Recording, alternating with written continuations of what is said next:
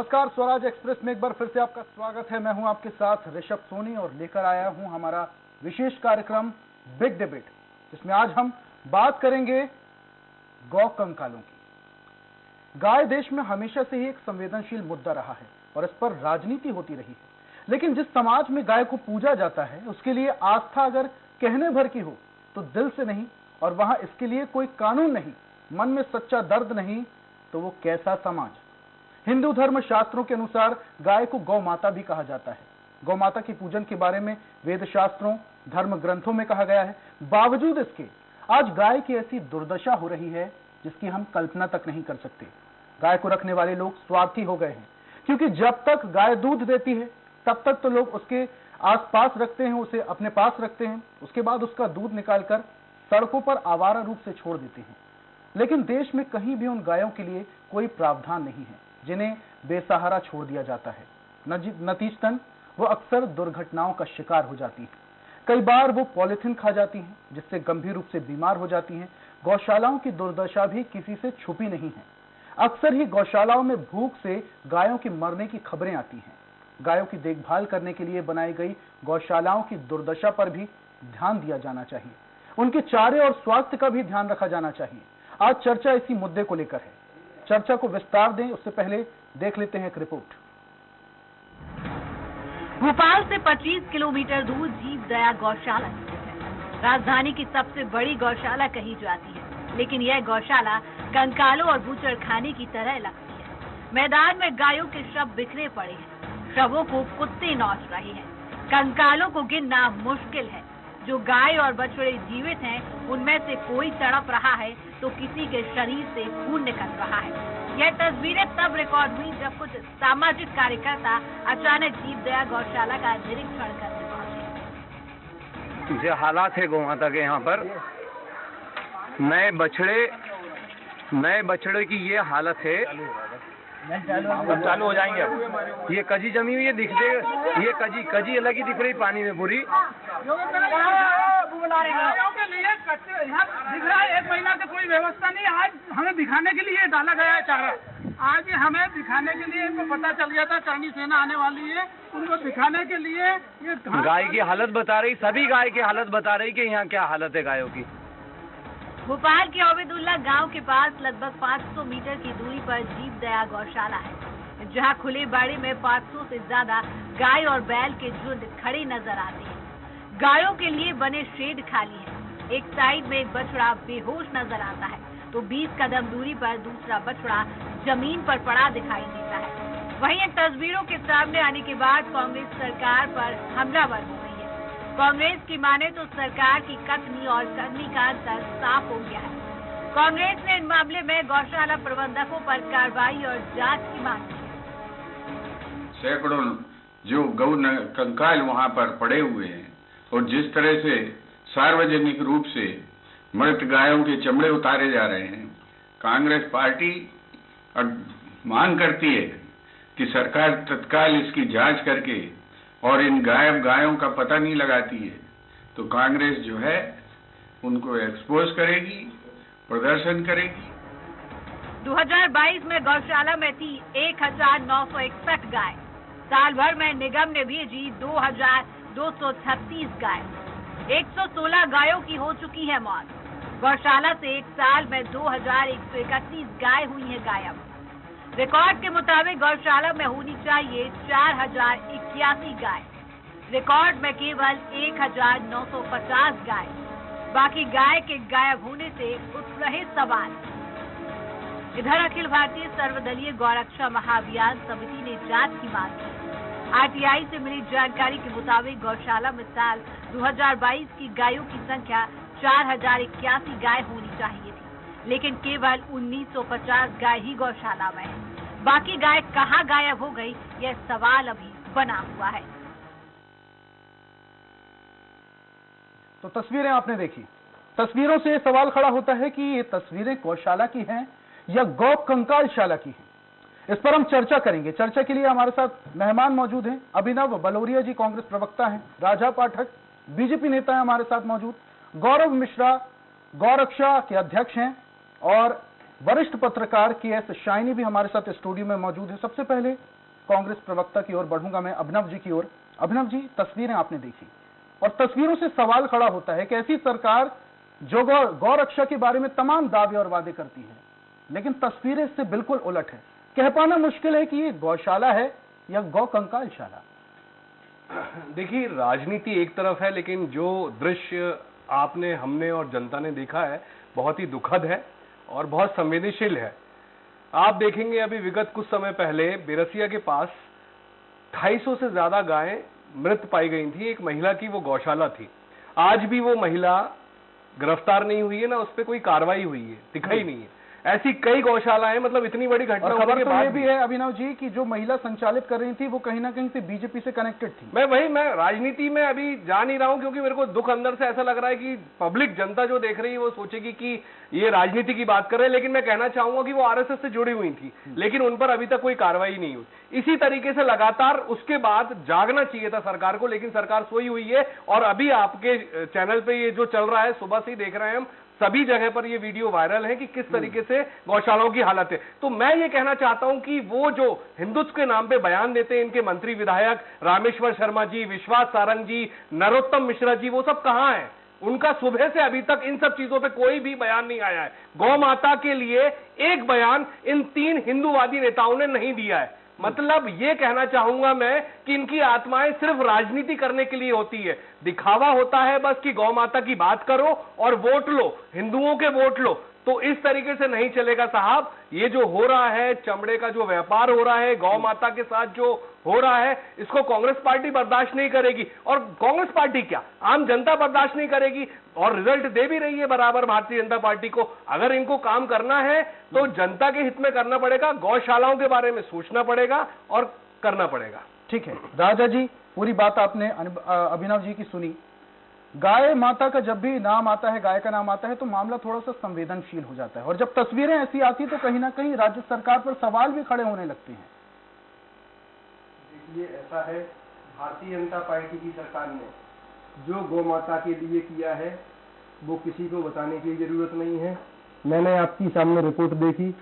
हो सकता है वो क्या विषय हो, किससे जुड़ा विषय हो, उसकी हमारी सरकार जांच करेगी और दोषियों पर कार्रवाई होगी। भारतीय जनता पार्टी की सरकार ने 900 रुपए प्रति माह, हमारे माननीय मुख्यमंत्री शिवराज सिंह चौहान जी ने 900 रुपए प्रति माह हर पशुपालक को, गोपालकों को देने के लिए योजना बनाई है। और हर 5000 रुपए प्रति दंड बनाया है कि जितने भी लोग गोपालन करके छोड़ देते हैं उन पर 5000 रुपए दंड लगेगा। बाकी ऐसा है कि जितनी भी स्थितियां जो देख रहे हैं सामने, हो सकता है कहीं प्रबंधन की, गौशाला प्रबंधन की जो भी विसंगति सामने आई होगी। माफ कीजिएगा राजा साहब, बहुत निवेदन के साथ आपको रोकना चाह रहा हूं, लेकिन शिवराज सरकार ने एक नियम भी बनाया था। 2021-22 में गायों के लिए 90 करोड़ रुपए का प्रावधान किया गया था। 81 करोड़ रुपए बांट भी दिए गए थे। और अगर 81 करोड़ रुपए बांट दिए गए थे तो ऐसी तस्वीर बहुत निंदनीय और बहुत दयनीय स्थिति है। देखिए, ऐसा है कि जो भी आपने रिपोर्ट दिखाई है, हम आपकी पत्रकारिता का सम्मान करते हैं, लेकिन ये बात बिल्कुल सत्य है कि भारतीय जनता पार्टी ने जो किया है उसको किसी के प्रमाण की जरूरत नहीं है। हमारी सरकारों ने, चाहे गुजरात में किया हो, चाहे मध्य प्रदेश में किया हो। ठीक है राजा साहब, किसी की प्रमाणिकता की जरूरत नहीं है, लेकिन इसका जवाब जनता को तो देना ही होगा ना। जनता को इसका जवाब ये है कि भारतीय जनता पार्टी की सरकार ने आज तक जितनी योजनाएं गौ माता के हित में लाई गई हैं, इतनी अन्य कोई एक भी सरकार आप बता दें जो लाई हो। हमेशा ये कांग्रेस वाले ये क्या बात करते हैं, इन्होंने गौ माता के मांस बेचने का पक्ष किया। केरल में कांग्रेसियों ने गौ मांस के स्टॉल लगाए दूसरे वर्गों को अपनी ओर आकर्षित करने के लिए, वोटों के लिए। ये क्या बात करेंगे गौ सेवा की, ये क्या बात करेंगे गौ माता की रक्षा की। ये बात बिल्कुल सत्य है। अगर कहीं विसंगति पाई जाती है तो हमारी सरकार उन पर जांच करती है। ठीक है, उन पर कार्रवाई करती है तो इस पर जरूर कार्रवाई की जाएगी। राजा जी, वापस से आऊंगा आपके पास। गौरक्षा महासभा के अध्यक्ष हमारे साथ गौरव जी स्टूडियो में जुड़े हुए हैं। गौरव जी, ये तस्वीरें आप देखते हैं, कैसा लगता है कहीं ना कहीं जो दावे और वादे शासन प्रशासन की ओर से किए जाते हैं सारे खोखले नजर आते हैं ऐसी तस्वीरें जब सामने आती हैं तो। जी, खोखले तो नजर आते हैं, वो आपने ठीक कहा, लेकिन क्या है कि गौ माता केवल राजनीति का विषय बनकर रह गई है। कांग्रेस के लोग कहते हैं कि हम गौ माता के लिए अच्छा काम कर रहे हैं, भाजपा के लोग कहते हैं हम गौ माता के लिए अच्छा काम कर रहे हैं। जबकि 1966 में हमारी समिति द्वारा जो करपात्री जी महाराज हैं, करपात्री जी महाराज ने 1966 में सबसे बड़ा गौ हत्या रोकने के लिए आंदोलन किया था। आज भी जो है गौ माता राष्ट्रमाता की मांग उठ रही है। यदि भाजपा हिंदूवादी सरकार है तो गौ माता को राष्ट्रमाता घोषित क्यों नहीं कर देती? क्योंकि भाजपा का भी दोहरा चरित्र इसमें सामने आता है। गौ माता के जो उसमें है रक्षण में, जो गौमांस खाने वाले राज्य हैं, जैसे कि पश्चिम बंगाल में गौमांस खुलेआम बिकता है, ऐसे राज्यों में कभी भी भाजपा ये मुद्दा लेके नहीं जाती कि हम गौ हत्या पर रोक लगाएंगे। ठीक है, शाइनी जी, पूरी बात आपने गौरव जी की सुनी। जैसा कि वो कह रहे हैं कि गाय अब सिर्फ राजनीति का मुद्दा बन गई है। जमीनी स्तर की पत्रकारिता आप करती हैं, जमीनी स्तर पर जाकर लोगों को समझती हैं आप। क्या वाकई गाय अब सिर्फ राजनीति का मुद्दा बन गई है? क्या वाकई अब गाय को पेटेंट कर लिया गया है किसी पर्टिकुलर पार्टी के द्वारा? ये बिल्कुल सही बात है। गौ माता का रक्षा की बात करके बिल्कुल राजनीति के मुद्दा बन के रह गया है। आप देखिए, गौ माता का जो विषय है इसको इकोनॉमी से ज्यादा जोड़ के देखना चाहिए, ना कि राजनीति से।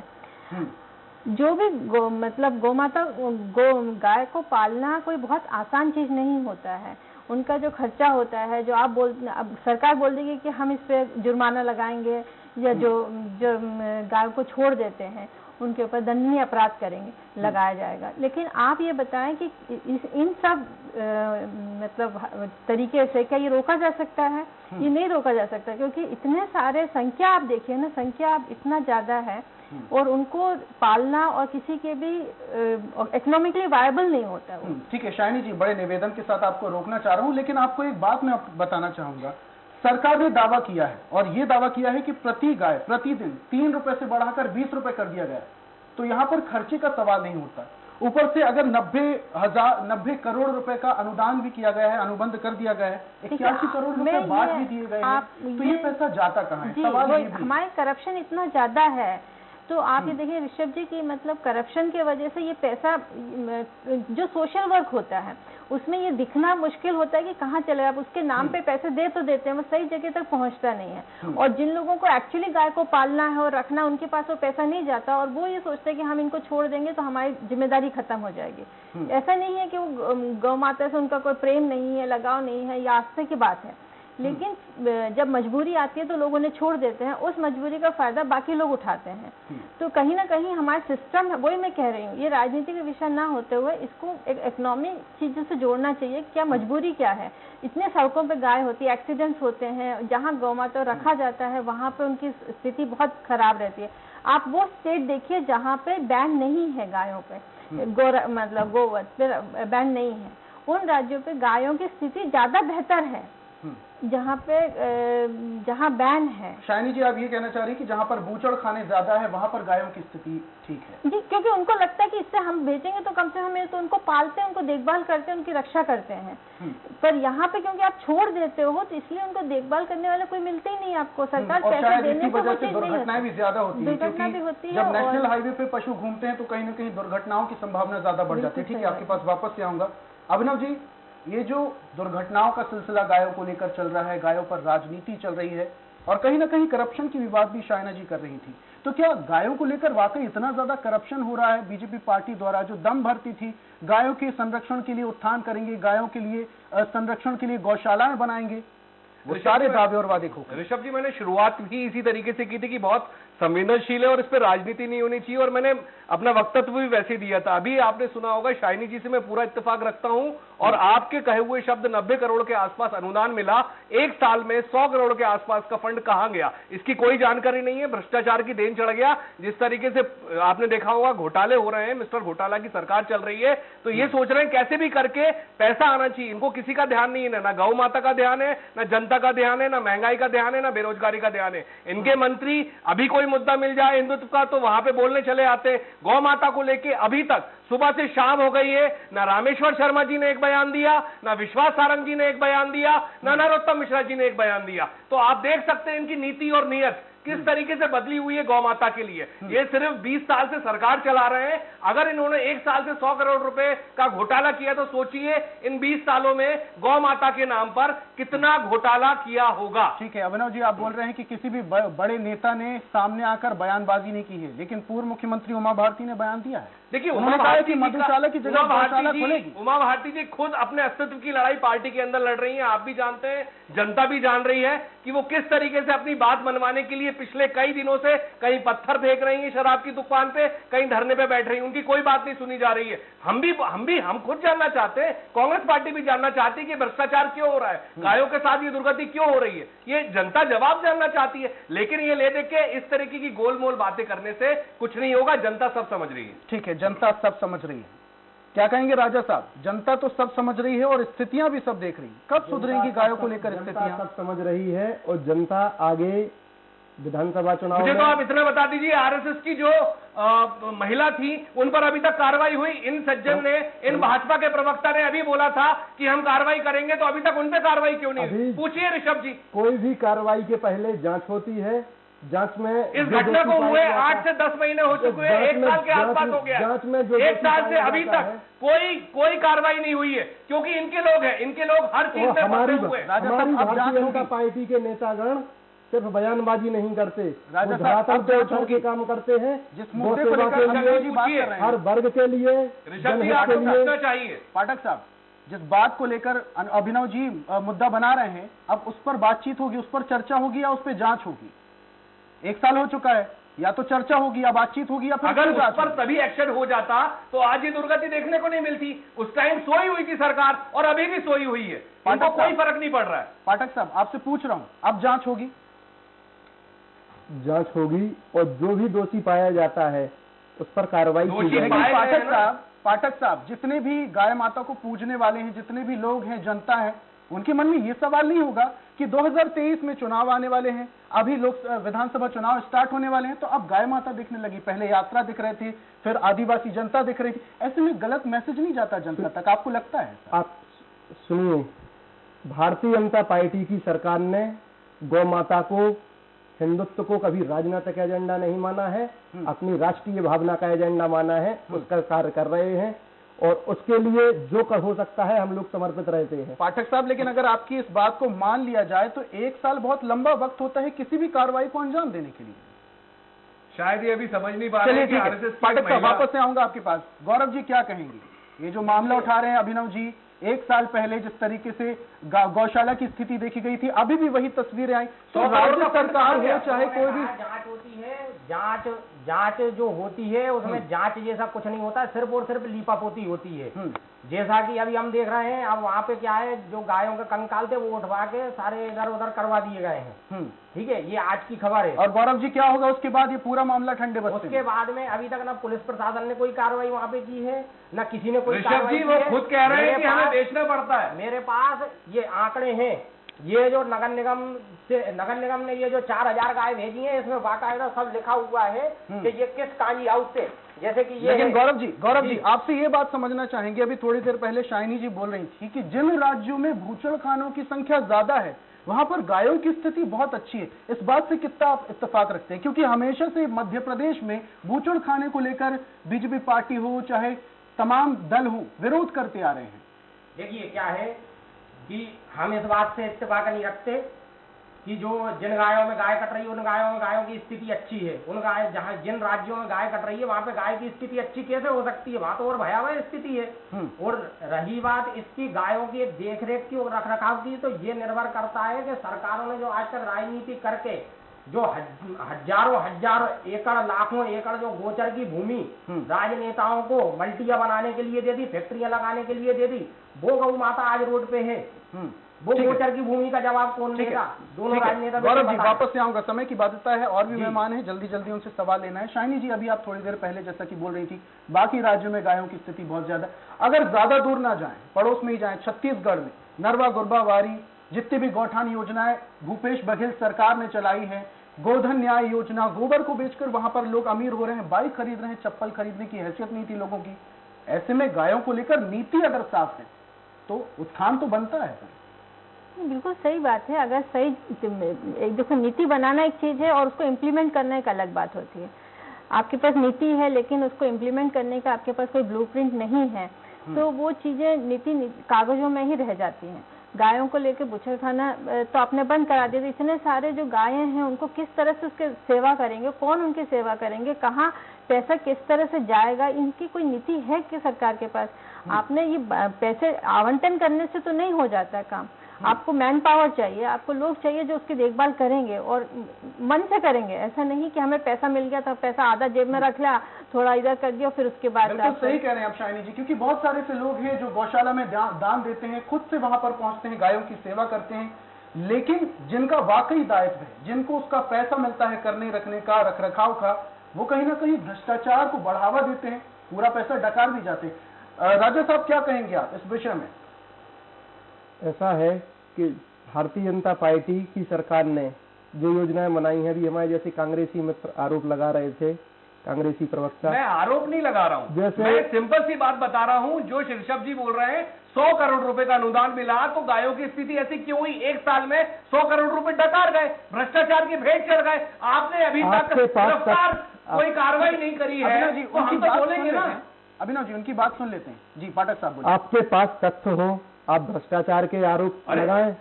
और दूसरी बात यह है, दिख रहा है तथ्य नहीं। दूसरी बात यह है, भारतीय जनता पार्टी की सरकार ने जो गौहित में, गौ माता के हित में किया है, ठीक है पाठक साहब, वो सब जानते हैं। में कांग्रेस आप कृपया मुझे आप बोलने में नहीं, मुझे अपनी बात रखने का अधिकार है। नहीं, ऐसा नहीं।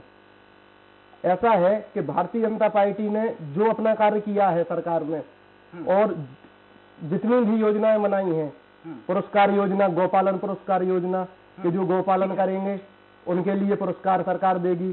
ठीक है। मुख्यमंत्री गौ सेवा योजना, ठीक है। कई योजनाएं ऐसी चलाई हैं जो उनसे गौ सेवा को लाभ होगा। गौशालाओं से कुछ नहीं होना है, केवल समाज को जागरूक होना होगा। केवल कोई भी सरकार कुछ नहीं कर सकती, समाज को जागरूक करके हम लोग कार्य करने के प्रयास कर रहे हैं कि लोगों में उत्साह बढ़े, गोपालन हो। और जहां ये विसंगतियां हो रही हैं, यहाँ हमारे विपक्षियों द्वारा भ्रम फैलाया जा रहा है, ऐसा वातावरण बनाया जा रहा है, क्योंकि इनके पास कोई भी राजनीतिक योग्यता के मुद्दे नहीं है चुनाव में। पाठक साहब, ये जो तस्वीरें हमने दर्शकों को दिखाई है, ये गौ माता पे आ जाते हैं जब भी कांग्रेस के पास कोई मुद्दा नहीं होता है। और कांग्रेस के नेताओं ने गौ माता पर कैसी कैसी अभद्र टिप्पणी की। नहीं पायल जी, अभी आपने स्वराज में देखा होगा किस वो जो तस्वीरें दिखाई हैं वो केरल में युवा कांग्रेस के कार्यकर्ताओं ने आपको क्या हालत गोमांस के स्टॉल लगाए। साहब, हम मध्य प्रदेश की बात करते हैं ना, तस्वीरें जो देख रहे हैं हम, उसको तो झुटलाया नहीं जा सकता है ना। मेरा सवाल आपसे सिर्फ इतना है, जैसा कि आप बता रहे थे कि गौशाला के लिए, उनके उत्थान के लिए सरकार ने पुरस्कार निर्धारित किए हैं, तो क्या सरकार ने उनके लिए भी पुरस्कार निर्धारित किए हैं जो सबसे ज्यादा भ्रष्टाचार करेगा, जहां भ्रष्टाचार पाया जाएगा, प्रोत्साहित करेगा? क्या उसके लिए भी राज्य सरकार ने पुरस्कार घोषित किए? तब तो ऐसी तस्वीरें सामने आ रही। भ्रष्टाचार की हमारा जो प्रशासनिक यंत्र होता है वो नियमित जांच करता है। जब शिकायत आती है तो जांच होती है, जांच में जो दोषी पाया जाता है उस पर हमारी सरकार कार्रवाई करती है, और सख्त से सख्त कानून है, कार्रवाई होती है। ठीक है अभिनव जी, सख्त से सख्त कानून तो बन रहा है ना, गायों के उत्थान के लिए राज्य सरकार काम भी कर रही है। आप अभी भी नहीं पूछ पा रहे हैं कि 1 साल हो गया है, गायों की लाश मिली थी जिस गौशाला में वो महिला आरएसएस से जुड़ी हुई थी, उस पर अभी तक कार्रवाई क्यों नहीं हुई है? कहां है वो? अगर उस पर रोक लगा दी जाती तो गौशाला जो संचालन करते वो भ्रष्टाचार भी कम करते और ये दुर्गति भी नहीं होती गौ माता की। जब यही सब नहीं हो रहा है तो यहाँ पे ये योजनाओं की बातें करना, ये सब कहां से अच्छा लग रहा है? आप खुद बता रहे हैं छत्तीसगढ़ में जिस तरीके से कांग्रेस की सरकार है, चप्पल नहीं खरीद सकते थे वो लोग, कार खरीद रहे हैं। गौ माता के गोबर से जिस तरीके से काम, मतलब देखो नीति और नियत जिस पार्टी की नहीं बचती है वो सिर्फ भ्रष्टाचार करता है, उसे ना माता से मतलब होता है ना गाय से मतलब होता है। ठीक है अभिनव जी, वापस आऊंगा आपके पास। गौरव जी, पूरी बात आपने अभिनव जी की सुनी, राज्य सरकार की बात कर रहे हैं। छत्तीसगढ़ में जिस तरीके से गोबर बेचकर, गौमूत्र बेचकर वहां के लोगों का उत्थान हो रहा है, आर्थिक स्थिति सही हो रही है, ऐसा कुछ भी मध्य प्रदेश में हो सकता है, लेकिन उसके लिए नीति भी जरूरी है। बिल्कुल हो सकता है, जैसे कि अब वहाँ पे गायों को मृत गायों को फेंक के उनकी चमड़ी उतार दी गई, हड्डी से व्यापार किया गया। इसी को यदि ठीक ढंग से देखें तो यदि समाधि खाद बना करके उसका उपयोग किया जाता तो हो सकता है जो हम यूरिया डीएपी नाम का जहर हम अपने भोजन में खा रहे हैं, वो यूरिया डीएपी नाम का जहर कहीं ना कहीं हमारी थाली से गायब होता, वो हमारे स्वास्थ्य पे अच्छा प्रभाव पड़ता। बहुत सारी ऐसी चीज है। गौ को माता ऐसे ही नहीं किया गया है, कहा गया है शास्त्रों में। गौ जब माता है तो उसका एक एक रोम, एक एक कण जो है वो हमें कुछ ना कुछ देता है। और गौ का तो वर्णन हम अपने मुख से कर ही नहीं सकते, उसके लिए तो गौ कथा करना पड़ेगी। ठीक है शाइनी जी, ये चर्चा का आखिरी पड़ाव है और आखिरी सवाल मैं आपसे करना चाह रहा हूं। ये जो गाय को लेकर अब सियासत शुरू हो गई है, लेकिन गाय एक ऐसा विषय है जो राजनीति से परे होना चाहिए। बहुत सारे लोगों की आस्थाएं गाय से जुड़ी हुई हैं, लेकिन जब ऐसी तस्वीरें आती हैं तो कहीं ना कहीं राजनीति भी शुरू हो जाती है। ऋषभ जी, बहुत दुख की बात है कि गाय मतलब हम सबकी आस्था का एक विषय है और गायों को सब माता पूजा जाता है हमारे देश में, और वहाँ उनकी स्थिति इस बदतर तरीके से है जो हमें दिख रहा है, जैसे आपने दिखाया अपने स्टूडियो में कैमरा में कैच किया है। तो ये साफ दर्शाता है कि क्या स्थिति है आज। तो ये जो दयनीय स्थिति है गायों की, इसको हम किस तरह से निवारण करें, इसके ऊपर एक डिबेट होना चाहिए खुल के, ना कि इस पर राजनीति हो। और एक ब्लूप्रिंट बनना चाहिए कि इतने गायों की जो संख्या है उसके हिसाब से उसके लिए वो मतलब आवंटन होनी चाहिए। आप कुछ करते लोग जमीन आवंटन कराने के लिए गौशाला खोल लेते हैं, आपको कुछ और काम करना है तो उसके गौशाला के नाम पे आप पैसे ले लेते हो।